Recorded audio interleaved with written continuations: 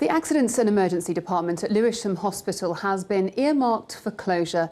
That's the main recommendation in a plan to break up the bankrupt South London Healthcare Trust, which has debts of £200 million. But medical staff and patients are unhappy about it, as our political editor Tim Donovan reports. It's a health trust with serious issues. 3 hospitals in Woolwich, Sidcup and Orpington, spending too much, an annual deficit of £60 million. But the cure for this could also affect perfectly healthy parts of the system. The financial problems may have centred on 3 South East London hospitals, but the main impact could be felt by a 4th. This one, Lewisham. Despite the protests of recent weeks, the Special Administrator is recommending that Lewisham's A&E should close and its specialist maternity services be reduced.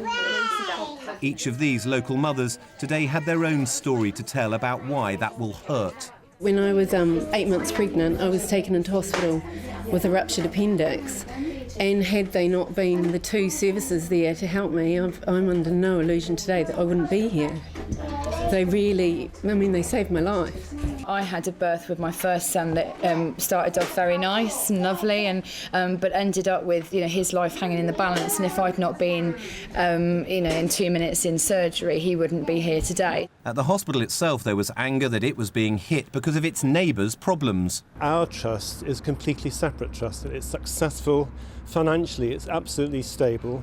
Clinically, it's very high-flying. It's one of the top 40 hospitals 4 years running. And I just think it's a disgrace, really. And in Parliament today, Labour claimed it was an abuse of process.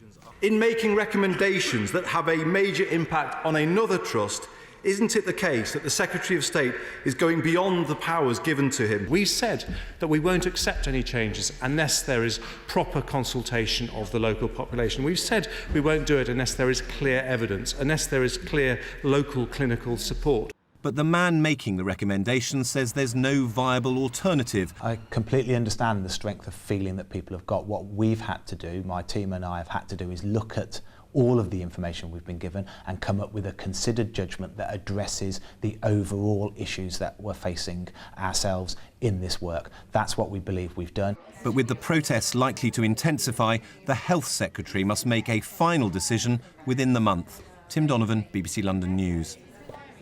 A disabled man caught